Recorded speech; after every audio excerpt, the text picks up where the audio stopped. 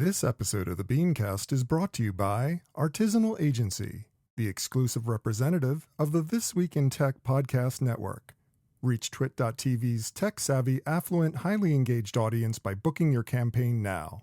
Visit artisanalagency.com to find out more. Bandwidth provided by Recursive Squirrel Interactive. Visit them on the web at recursivesquirrel.com.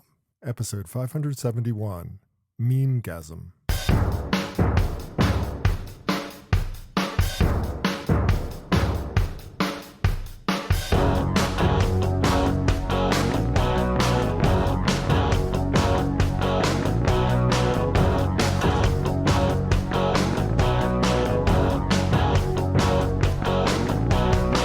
Monday, December 9th, 2019.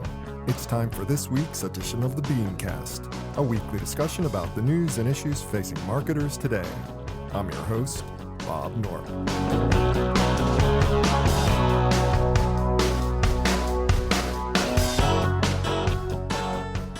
Thanks for joining us. Are memes replacing influencers? Some in the ad world are starting to think so, and they may have a point. For less money and even less drama or risk, meme marketing is delivering outstanding results. But can it last? Tonight we'll discuss. Also, whether we're ready for shoppable TV, why native doesn't trick consumers after all, Google after Larry and Sergey leave, plus this week's Fair, Fail, Foul. That's the lineup. Let's meet tonight's panel.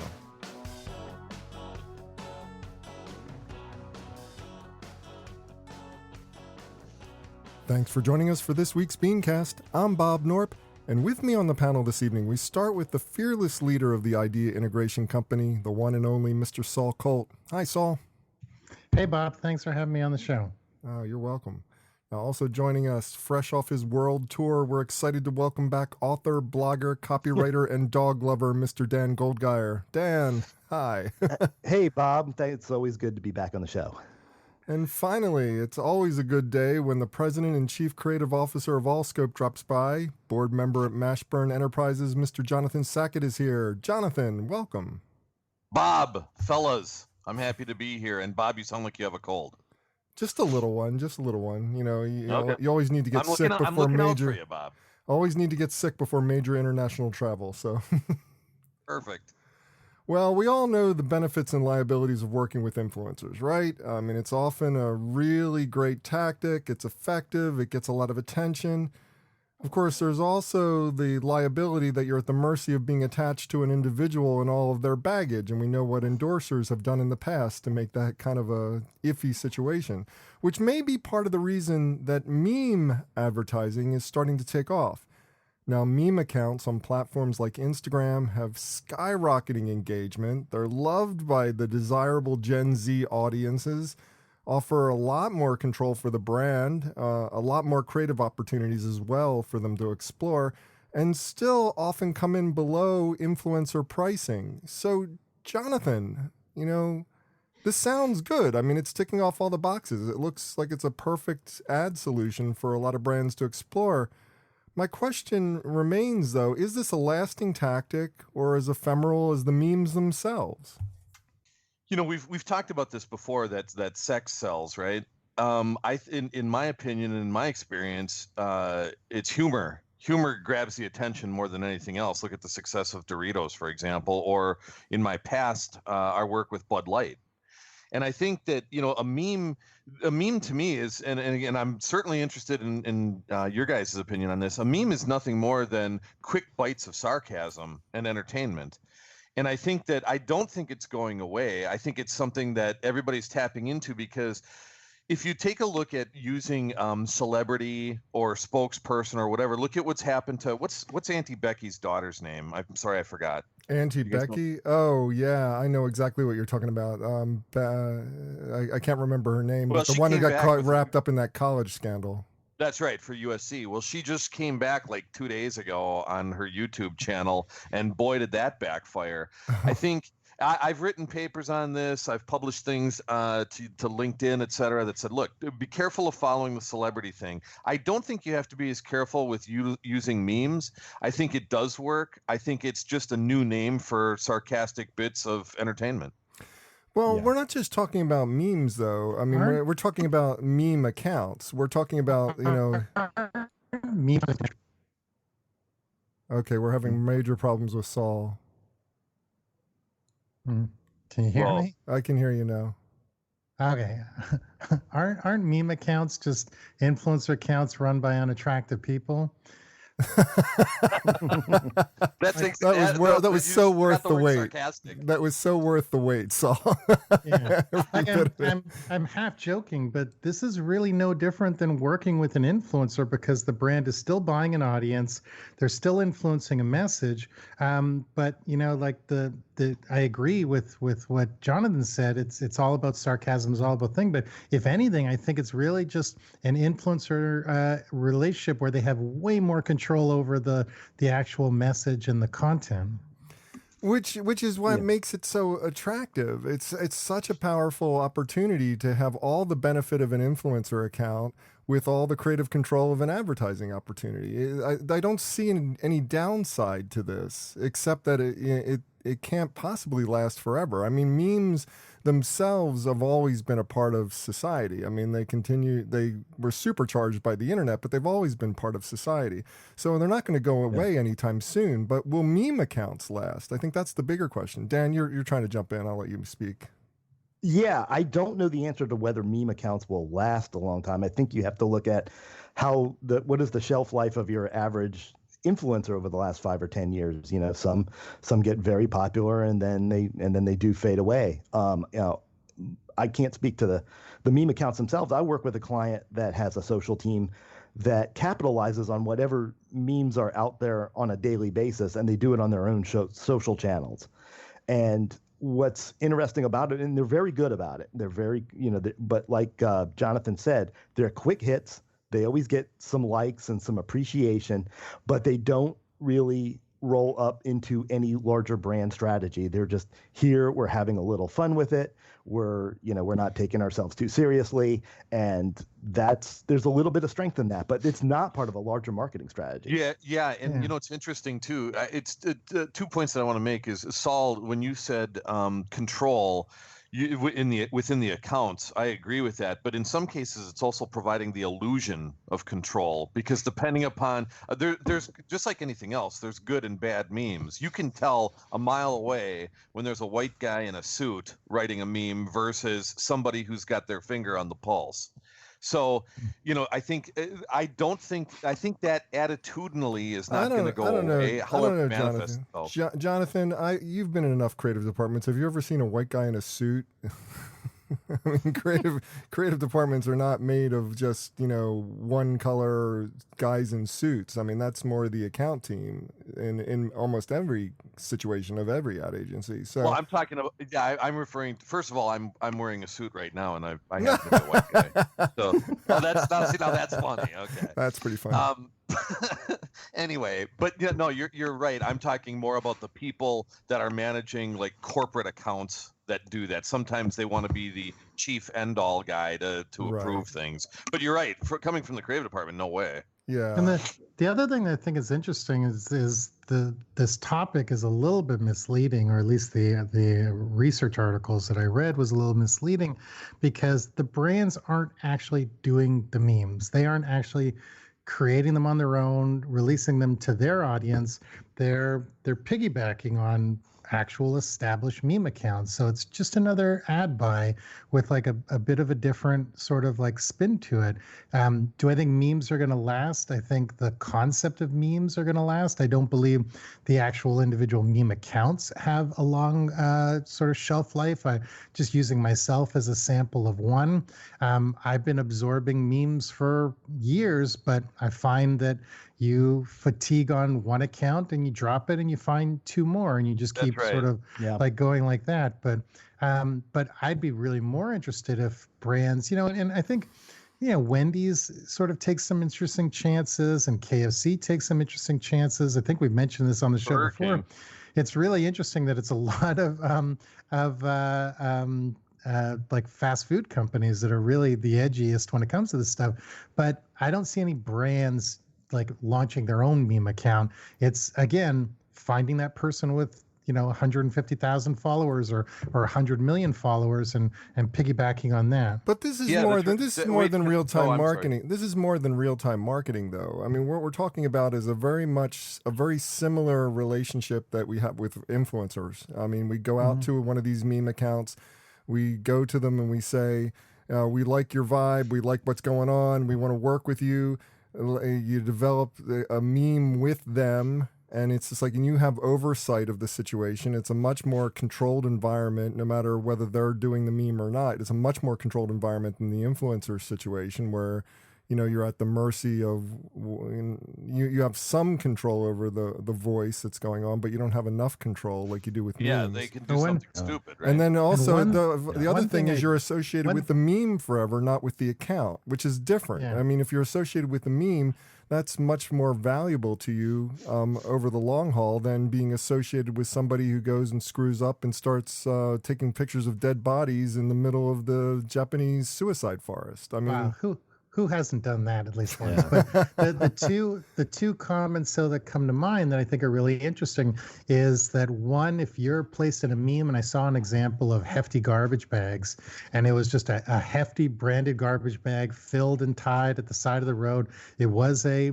paid promotion for a hefty garbage bag, and the caption was some reference of like, it's your ex-boyfriend or something like that, whatever it was. I don't have it in front of me. It was probably a lot more witty than that, but it didn't seem like an ad. Whereas if we've been so conditioned to influencers right now, where it's just like, hey everybody, I just love this lip balm. I can't go a day without using this lip balm. When you're just scrolling and you see these memes, because they're being sarcastic all day long, like Jonathan said, I think you could actually sneak in a paid one and do a couple that aren't paid, and people aren't going to fatigue of it, and their antennas aren't going to go up and go, oh man, these guys have sold out. They're working with this company, this company, this company. And the other thing is, and there was a great line in one of the articles I read where memes are more likely to get shared, where an influencer just saying, look at this box I got in the mail today. Those aren't likely to get shared, but a really funny meme that maybe has the word vagina in it next to a product, that thing's going to go spread like crazy. I'm in. Oh wait, I love that. Oh, and boy. the other thing that I wanted to add to that too is it's also interesting to me that the meme movement, if you will, it's bringing back old advertising initiatives. Do you guys remember years ago when we did Real Men of Genius? Yes, do remember. Yeah. Bud Well, Light. now I'm seeing all these memes bringing it back, and there's it's sarcastic, of course, but it's saying like they're showing people doing stupid stuff, and it says Real Men of Genius on it, and the guy that did the singing for us for those commercials was the guy who sang Eye of the Tiger. So talk about a chance of a resurgence of brand, a resurgence of an initiative. It makes me want to bring back Real Men of Genius just because I saw a bunch of those memes, and I think it's a smart thing to what's the word I'm looking for? Bring back to life that movement. Yeah, well, memes will inform advertising as well. I mean, it's if you get a good meme going on an old ad, it's just like it's going to inform advertising that maybe that ad is something that you want to bring back. That campaign is something you want to bring back and put into the shared consciousness going on. There's something that Saul said though that I want to really highlight, which is the shareability aspect. I teach this at NYU. I mean, when we get into the discussion about what makes social work, I mean, likes are fine, posting content is okay, but it's more about, are you giving the audience something that they can participate in? Are you giving something that makes them look good? I mean, there's that classic example that John Steinberg, when he was working at BuzzFeed, always trotted out in his presentations.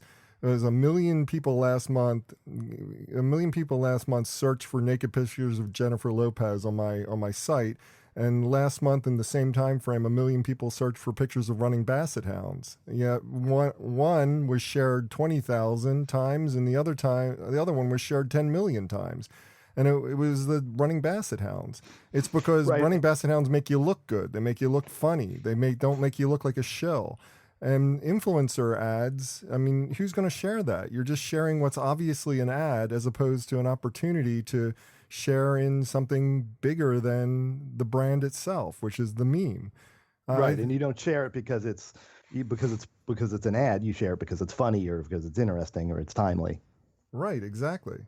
So, I mean, that shareability aspect can't be overlooked. I mean, that's probably one of the biggest values. What are the pitfalls, though? What are the pitfalls about getting involved within a meme account? Are there any? I mean, Saul, what would you say?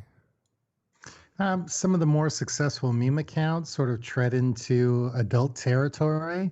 So there's one thing. A lot of the most successful meme accounts are private accounts, so they can sort of get away with stuff. So if it's private, they may have 1 million followers, but it's like the things are actually unshareable and stuff along those lines. And to be honest with you, I don't think there is any real barrier to this, similar to influencers. If you do your vetting, you sort of understand what you're doing. My only real thing is it's a pure numbers game as opposed to a targeting thing, because nobody really has data on who's following them on Instagram. So if that's sort of the path you want to go down, absolutely. I would say it's worth putting small little experiments and bets in this channel and trying some things and seeing if things take off. I wouldn't make this 50% of my online strategy or anything like that. Yeah, the only thing that I can think of, Bob, is that, in these times we're living in of heightened sensitivity, having a sense of humor is risky. So, all it takes is saying one wrong thing and a vocal minority taking off on it. That Yep. can happen. Yep. Mm-hmm. Well, we're going to move on and talk next about shoppable TV. It's something that we've been talking about in the industry for a number of years. Now it seems to be coming to reality for certain networks, but we're wondering whether or not it's ready for prime time, if you would. But before we get into that, I do want to talk about our sponsor for this evening. Look, it's that time of year. I mean, it's December. We're getting ready for 2020 media strategies, and we're looking for solid new audiences with lots of disposable cash. I mean, that would be the primary place you'd want to put your ad. Well, I can connect you with what is arguably the most responsive and lucrative technology-minded audience that's available anywhere. Now, our sponsor, Artisanal Agency, is the exclusive representative for Twit.tv. That's the This Week in Tech podcasting network. Now, what are we talking about here? We're talking about shows like Mac Break Weekly. If you have a Macintosh and you have not been watching or listening to Mac Break Weekly, you are losing out, man. This is one of the best shows for teaching you about what's the latest issues and opportunities in the Mac universe. It's one of the best shows that's out there on a technology subject on a weekly basis. You have iOS Today talking about all the iOS devices.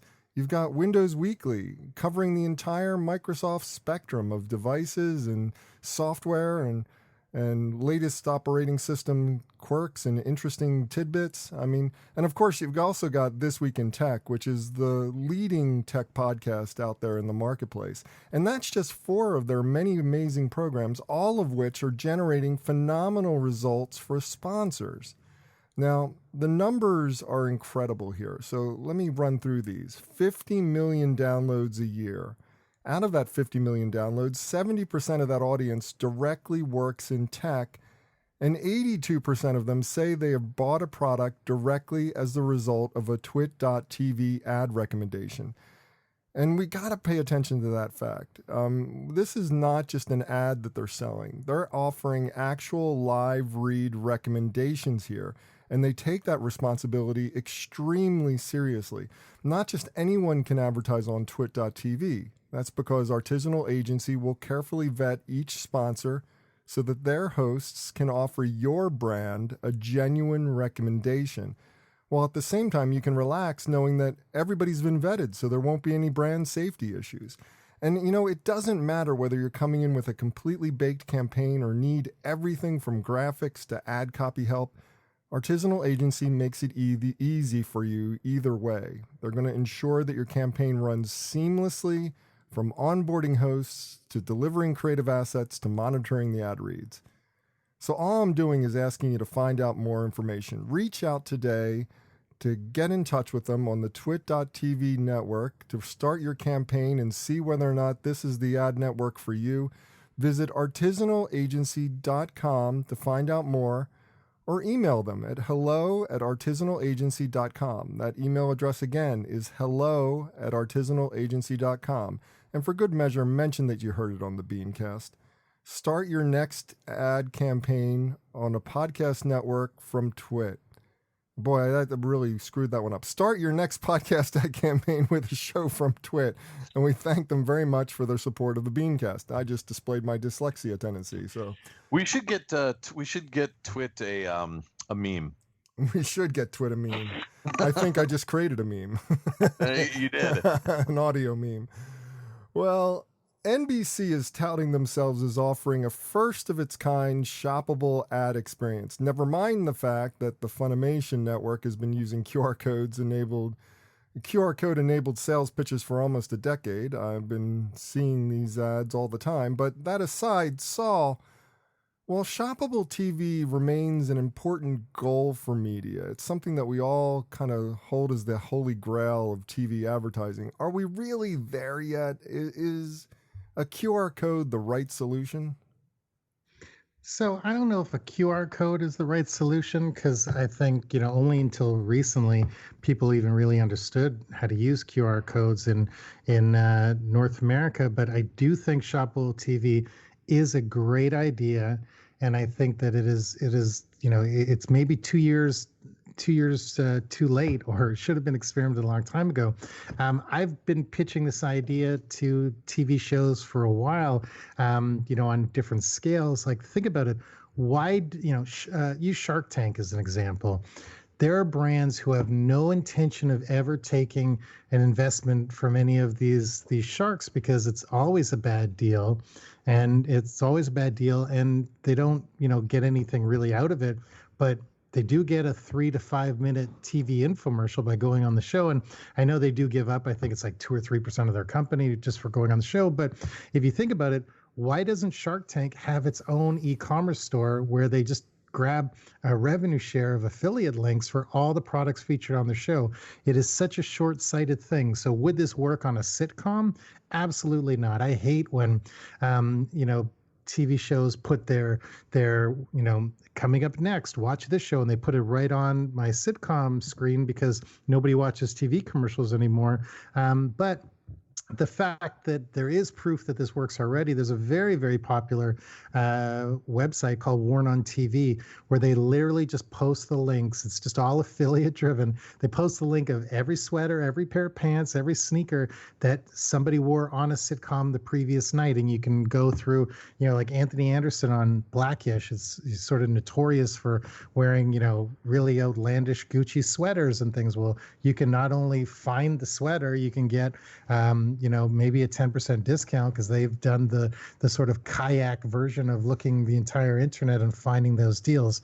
So do people want this stuff? Absolutely. How many years have we been talking about Twitter becoming the second screen for watching TV, and people like going and searching things they see on TV like in that moment, and people tracking, their search volume going up when something happens on the news or TV or whatever. I think the time is so ready for this. It would work far better on reality-based programming, things like Shark Tank, things like The Prophet with whatever that guy's name is, where they go in with businesses, even things along the lines of like reality-based stuff and business-based stuff or retail-based stuff. Like pretty much every home and garden television show, you should be able to go to Walmart or go to Home Depot and buy that sink or buy that whatever if you see that stuff and you like it. That's the whole point, that the brands are paying product placement for these things to be in the show. So why this doesn't exist, I have no idea. Is the QR code the right way to do it? Time will tell. But the fact is, like, the networks, they're running out of ways to promote and sell ads because people are zoning out advertising. So this is a way of doing it in the content, and they should also participate in a revenue share. Yeah, there's no doubt that shoppable TV is a good idea. I mean, it's as you mentioned, people are kludging together situations already. I mean, the websites that list the clothing that people are wearing, products that are seen on the site, on the show. I mean, things like that already exist, but that's not really shoppable TV as much as it is, after the fact, I'm searching for a product, I'm getting interested. Shoppable TV, the holy grail has always been, you see it on the TV, you click on it, or you somehow have some kind of interface where you can stop the program, click on an item, and immediately get information about it. That would be true shoppable TV. And that's what people have been kind of promising for as long as we've been doing this podcast. It's something that I've heard about over and over again in the ad press, but it doesn't seem to ever materialize. And now we're back to doing QR codes as our opportunity to make things shoppable. And I know the QR codes are effective, and they're much more effective now, especially now that you can just hold up an iPhone or I'm pretty sure Android phone right to a QR code with the camera up, and it immediately recognizes the QR code. It will immediately take you where you're going. So it is a workable solution. It's something that makes sense. But I'm just wondering, are we really ready to be calling it shoppable TV yet? I mean, has the technology gotten to the point where we can actually do the kind of things that we should be doing? Yeah. So go ahead. Oh, okay. It needs to be fast and frictionless, and QR codes are about as close as we got it now. I mean, I can imagine a scenario in a few years. I don't think the technology is there, but if you're watching a show on a iPhone or an iPad or a device that you can touch, let's say you see a sweater, you literally click the sweater, and then it takes you to a site where you can get that done, or you can go purchase that. It's that it has to be that fast. One thing that does work on me personally is Shazam, which is the app that finds music. I'll be watching something and I'll hear a cool song, and I'll Shazam the song, and I'll end up downloading it or buying the CD or buying the album. And the trick to that is you got to be fast. You can't have a QR. If you were doing this with a QR code for other shoppable TV, you cannot have it. You cannot have a QR code up there for a minute or two. Then otherwise you're going to start interrupting what you're doing to go try to find this piece of clothing or this piece of furniture or whatever it is you're looking for. So like I said, the techniques have to be fast, and they have to really be like almost a one-click transaction. I thought you were going to say something, Jonathan. Oh, yeah. Well, yeah, I have something really incredibly smart to say about this. Okay, let's hear it. Let's hear it. But first, let's hear it. We'll be the judge. Yeah. No, it's funny. A few years ago, this group of guys with the technology approached Jamal and I. It was called TV Phone Leap or something like that. But what they had was basically, first of all, Saul, to your point with the QR codes, I agree with you. I don't think a QR code is the future. I think for something like this, you're talking about having to change an existing technology and an existing behavior. And we also talked about speed, right? It's got to be fast, but it also has to be intuitive. And what these guys had was the technology that you had to have the app on your phone. And if you were watching a particular program, they could integrate the app with the TV show. So basically, in real time, you can just punch something. It would have your wallet feature integrated with it, and you could buy that particular product. Now, the problem that they were having was with the fulfillment of the transaction. Okay, so where that ended up, or where that's going to end up, I have no idea. But the other thing that people aren't really talking about is with this type of technology and with that type of phone or device integration with the television set itself is data. I mean, that is if somebody figures that out, that's a data and communications triggering gold mine, because now it's so-and-so bought this product off of this show, and then that can get into social. That can, there's a million things that you can do with that data. So you can start to trigger and traject more transactions, get the fulfillment and the stores involved or the manufacturers.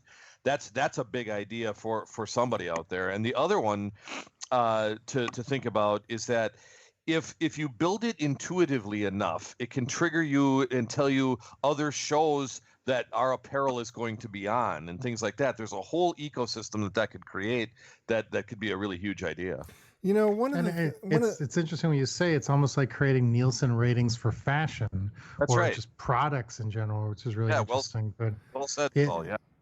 The other thing, though, I think that the reason QR codes falls down is as TVs have gotten bigger, people are sitting further away from their TV set. So now we're going to go back to the 50s where you would need to stand up, walk to your TV, take a picture of it, as opposed to stand up, walk to your TV and turn the channel. I think that the QR code is a little broken. I don't know if you can snap a QR code from 15 feet away while sitting on your couch. I've never actually tried. But, maybe this is something that you do with the next version of Apple glasses or the next version of things like this. Was kind of the promise of augmented reality, wasn't it? You hold your phone up and you get all this different information on your phone, all these things. But, like holograms, we've been promised a lot of things and they haven't really come to become everyday parts of our lives. What is the solution here, though? I mean, we can talk about how QR codes are not the most effective, most elegant solution, and that it's kind of a kludgy approach. But what is the solution? I mean, does TV need to get to be more like the big glamour magazines of the past, the beauty magazines, where they have every product in the magazine indexed in the back with links to, with information about how to get more details from this product? Like they used to have these tick-off cards where you could tick off everything that you were interested in and send away and get more information about these products.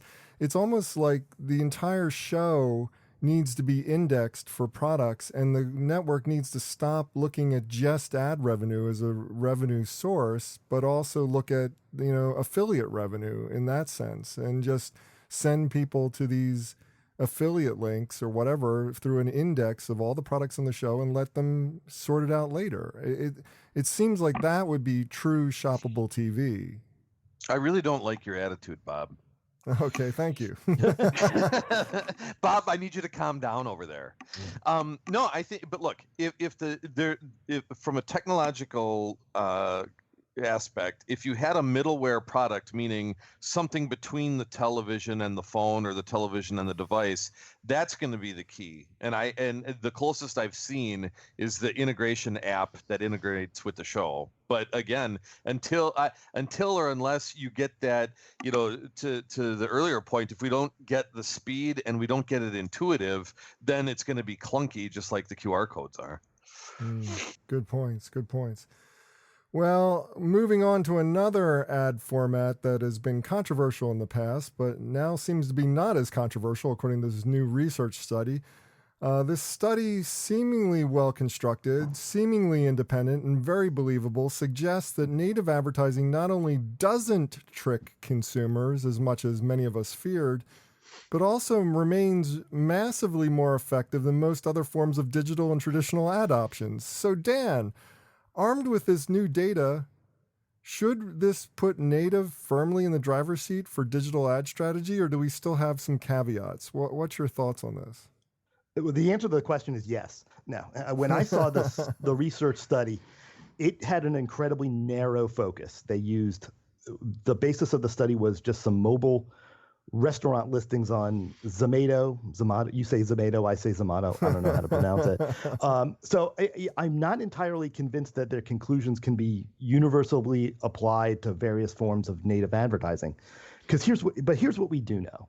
Native advertising, no matter how you disclose it, it's still a form of camouflage. It's designed to blend into its environment. And that's what makes it what I think is inherently designed to have some effect of tricking people a little bit. And as I said, it takes many forms beyond what the study looked at.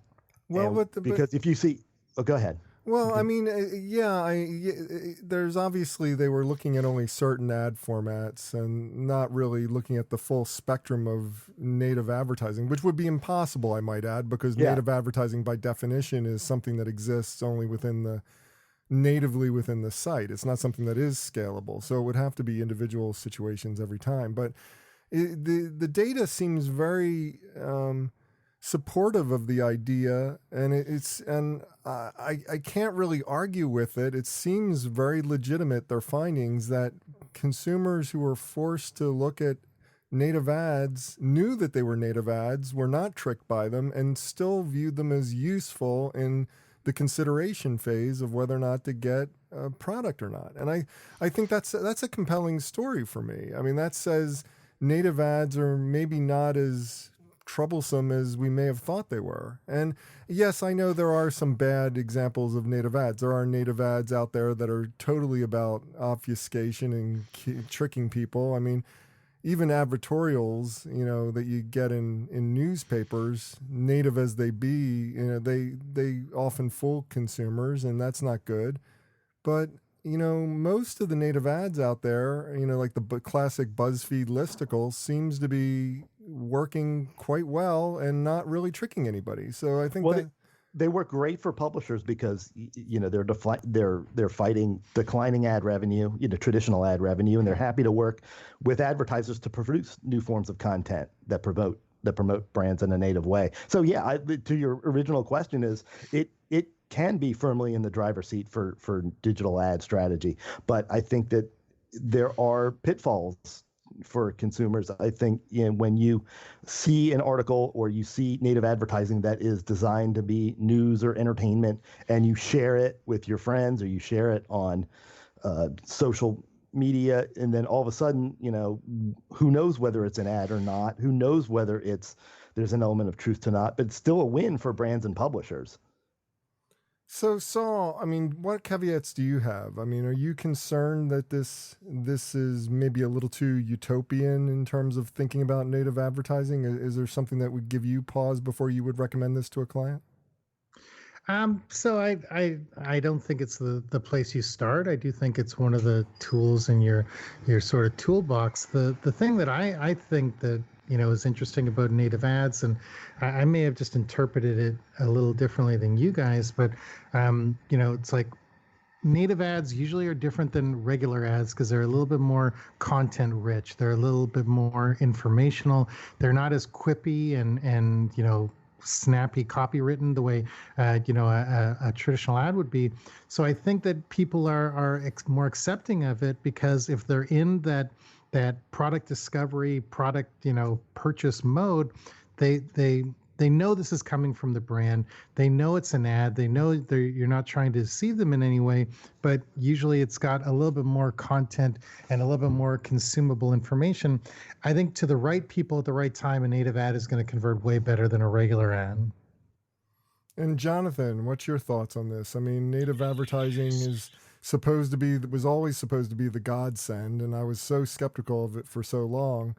But there are always great examples of native advertising, and there's lots of them that we can pull from that show that native advertising is not only effective, it's not really being so diabolical in the way that it treats the consumer. I mean, it's definitely something that's useful and helpful and informative and serves the customer's best interest in many cases. So yeah, I agree. I think the word camouflage is brilliant, because I think that's exactly. Thank you. Yeah, you're welcome. I did one brilliant thing on the show. This is great. Thank you. Good night, everybody.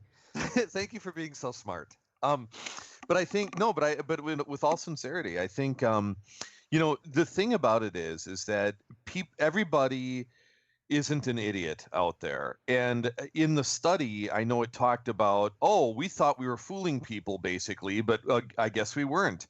I didn't look at the data that way. I was looking at it more that they were saying that the people were saying they didn't mind it. So yes, I know it's an advertisement, or whether it's an advertisement or a point of view or something like that, I think it's going to work better because it's going to get to the point better. Nobody wants to, my primary focus right now is our cannabis partner, and nobody wants to see a guy standing there in a suit holding up a Metamucil and pointing at it and then having a cannabis plant next to him. It just that old school type of crap, it doesn't fly these days. And I think if you use, I'm a big believer in native if you do it right, and if it's got a strong point of view and it gets to the point, and I think it's going to work better. But I believe that if you're camouflaging it and if you're camouflaging it too much, it's not going to work. And if you're a little bit more transparent about what it is you're trying to do, I don't think you have to say this is an ad per se. But I think that if you're transparent with what you're trying to do, people will gravitate towards it. I think the caveat that I'm hearing is that as long as the ad is truly serving the consumer and it's not trying to pull one over on them and not trying to trick them into buying the product. It's just trying to make them believe that this is part of the content, it's useful information, and it's serving the customer's best interest and their needs and desires and intents, then it's a good tactic. I mean, which sounds like a reasonable thing and very well said. Yeah, I think that's the be all end all of it. I mean, native is only as good as what you put into it. I mean, you can do bad ads anywhere. Mm-hmm. Well, the final topic of this evening, the founders of Google, Larry Page and Sergey Brin, are stepping away from day-to-day operations at Alphabet, which is Google's parent company, in case you have been living under a rock for a long time. So what does Google look like without its founders? That's what I'm wondering.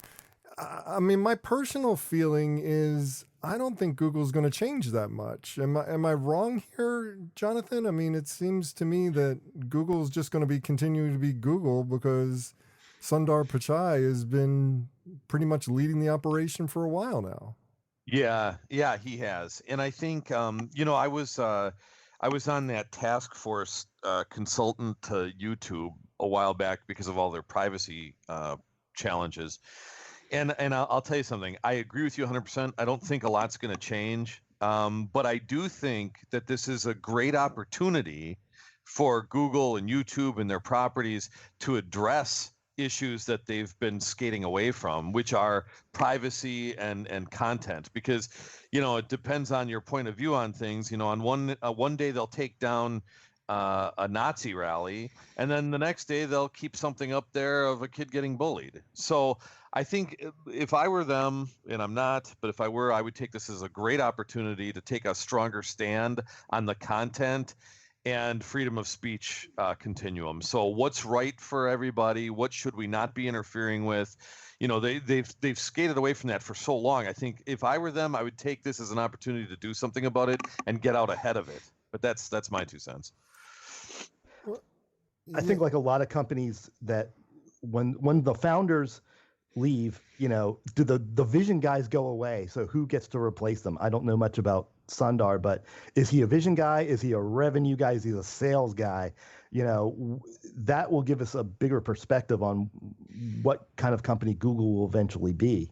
When you look at, let's say, the transition from Steve Jobs to Tim Cook or from Bill Gates to Steve Ballmer, some of these companies, some of them lose their vision. And Google is definitely not the company that it started out being. It's so where's it going to go? And I think it'll depend on what the new folks bring as far as the vision goes. Well, for the longest time they've been in acquisition mode.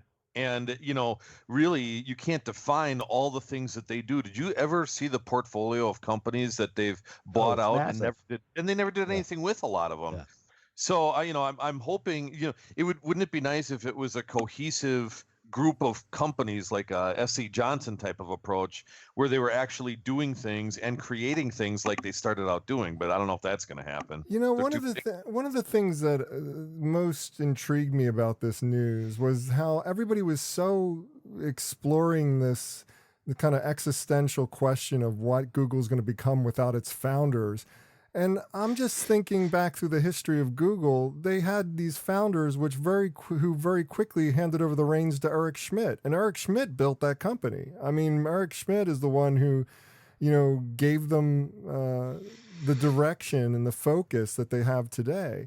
And, when he turned over the reins to Larry as the CEO, it was really just Larry Page acting on Eric Schmidt's training, So, I mean, the company losing its founders now doesn't seem like it's that big of a deal, considering the fact that they've already done that before. It actually surprised me when I saw them stepping down. It's like, didn't you guys just take over? I mean, it's just like now you're backing out again. It doesn't seem like a big deal. I'll take that one step further. They're not dead. They still have the majority shares and they still own the board.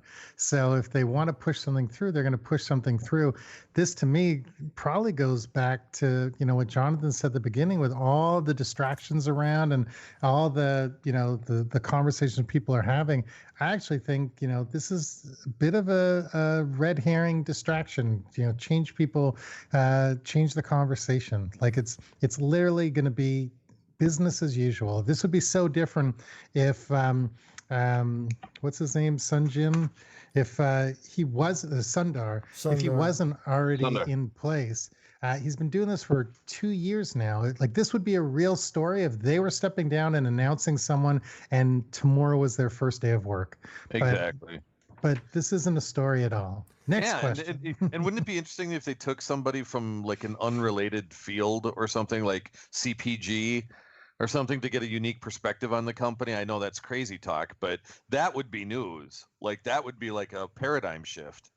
What about the angle that this is happening right about the time that they're facing a lot of legal challenges, both from GDPR, from the US government, from just the questions about privacy and getting caught with all kinds of data issues that are going to be coming up? I mean, all this is coming down at once over the last couple years, and now they're stepping back at this crucial time. It makes me think that either A, they don't want to deal with it, or B, they have a better plan by consolidating the power under Sundar Pichai. I mean, Bob, this is all just a big coincidence.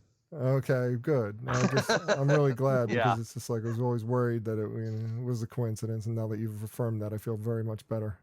But seriously, really, what do you think about that, Jonathan? I do think, well, gosh, the CEO of YouTube was just on 60 Minutes. I don't know if you guys saw that. Yeah, but with this stuff heating up, this is not a coincidence at all. They're going to try. To me, I'm looking at this as more of a PR stunt than a repositioning of a company or a group of companies. It looks like a PR stunt to me, because I don't think, to your point, Bob, if a lot of change goes through, then I will eat crow and say I was wrong, but I don't see it happening. Does everybody else agree? I mean, it just seems very odd, the timing, Dan, doesn't it? You never know what's going on in these guys' lives. I mean, Jonathan makes a good point that, a lot of this stuff is coming down, but who knows?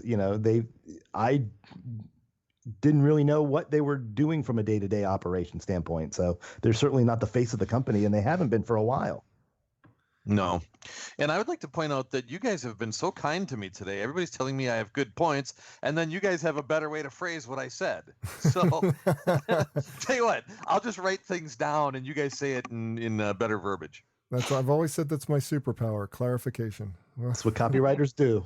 There you go. Well, it's time for this week's Fair, Foul, Foul. But before we get to that segment of the show, I do want to take this quick opportunity to thank my guests again and allow them to each do a shameless plug, starting with Mr. Saul Colt. You can find him at theideaintegration.com. That's the home of the Idea Integration Company. Tell us what's going on in your world, Saul. What would you like to promote? Please call me, email me, check out our website. We want to work with you in 2020. Have a very rare window of time open that we can take on another project or two. And, for those of you curious what we do, we make brands cool. So we do that through a lot of different ways. Our expertise is really experiential marketing, word of mouth marketing, messaging, content creation. We've worked with some of the most recognizable brands in the world, and probably 100 that you've never heard of, but you will know them by next year.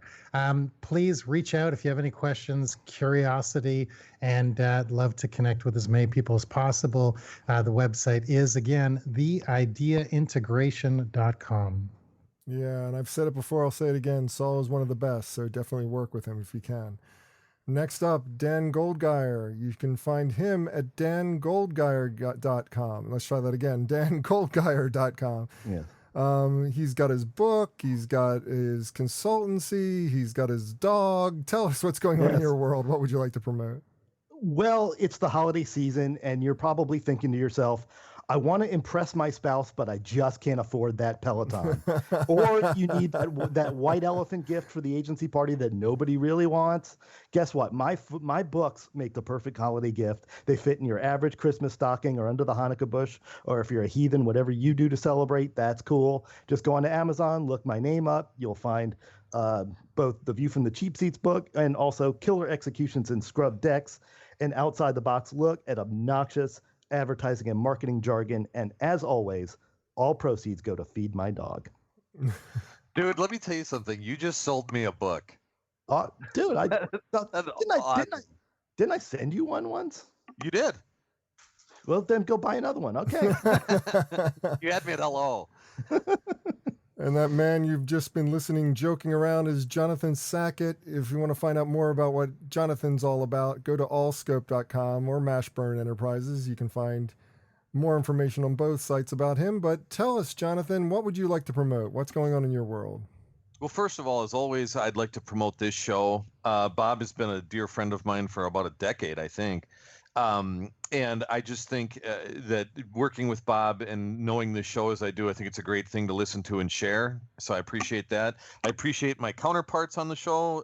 Man, you could do a heck of a lot worse than doing business with these guys. I'll tell you, they're sharp as a group of tacks. And Jamal Mashburn. So Jamal's son, Jamal Jr., just signed on to the University of Minnesota. That was exciting news. But mainly, the main thing I've been working on is rebranding and renaming a cannabis partner of ours. They're currently called Revolution Global. So take a look at them. And as of January 1st, the new site, the new name, the new positioning, and all that's going to be live. So Revolution Global is what it's called now, but that's all going to change. I'm so proud of the work. So I think that everybody knows that cannabis goes legal here. I'm in Chicago. It goes legal here in Chicago January 1.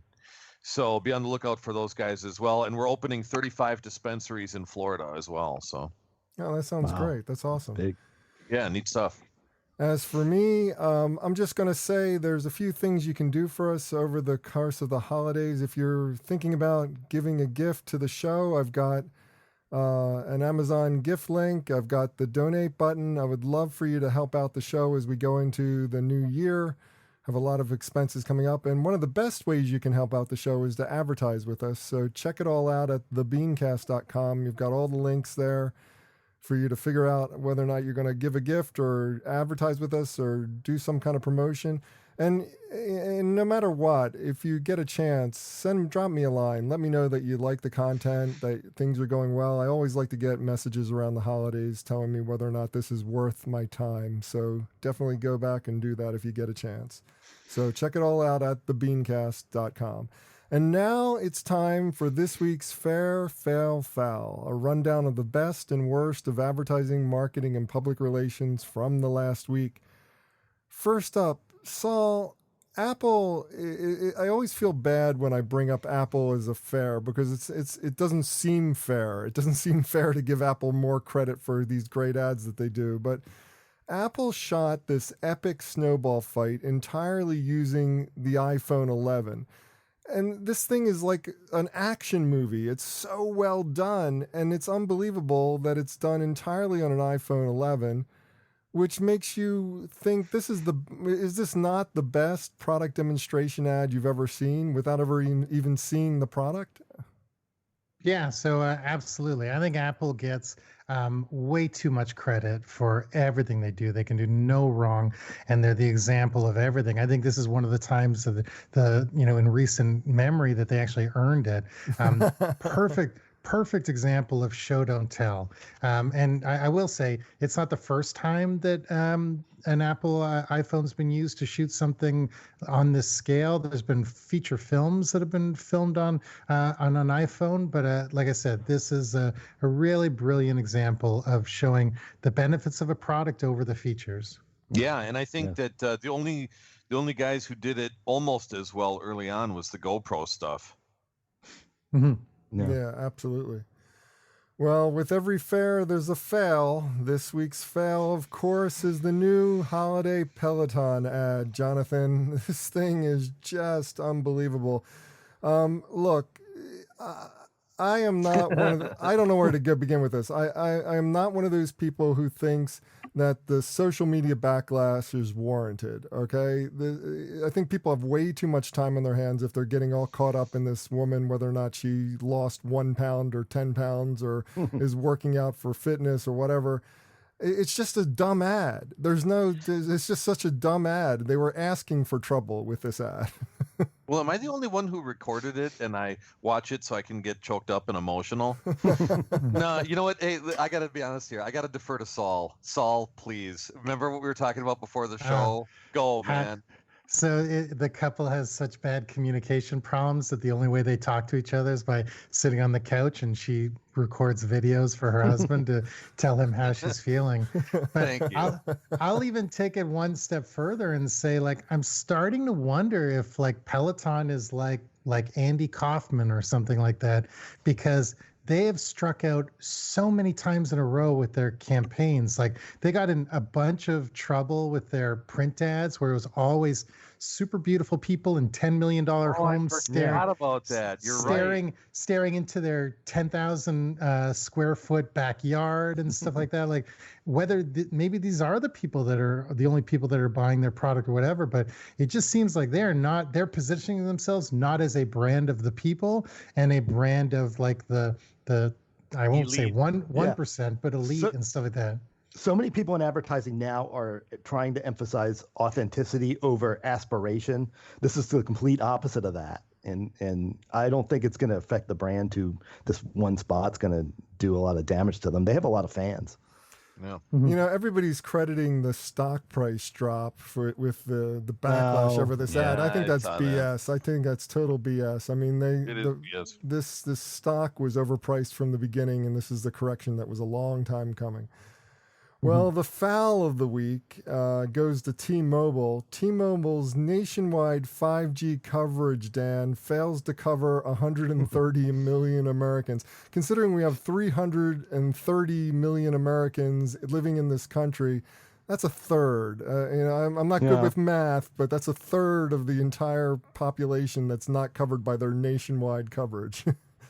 Yeah, 5G is going to be a slower rollout than most people think, and everybody, of course, needs devices that can take advantage of it. So maybe it's a little false advertising, but it's not going to really damage things. It's going to take a while for that to become a standard in this country. Yeah, let's not nitpick on percentages. I mean, there's not that far of a. Oh wait, yeah.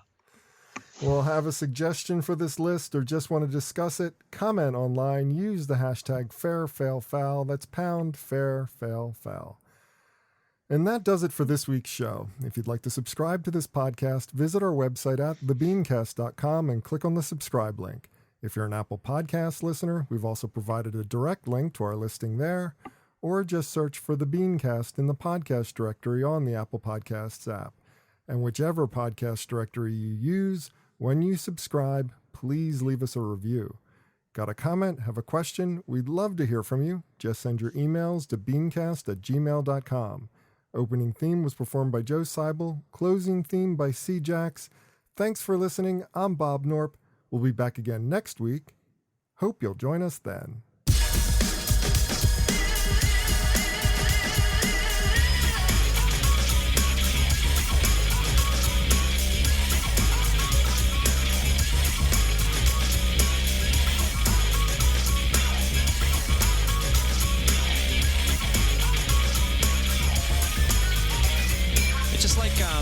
You know what I mean? It's like if it's, you know what I mean? I don't know, man. It's just like, okay, it's like, you know what I mean? Like, it's like totally like that.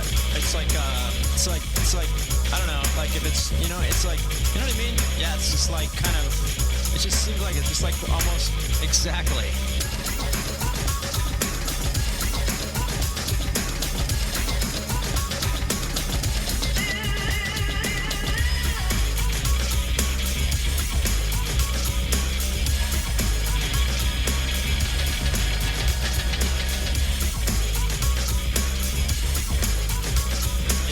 It's like exactly.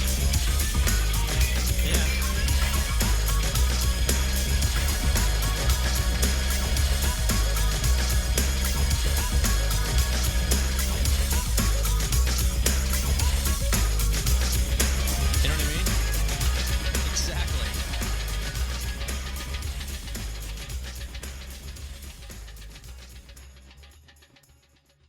beans.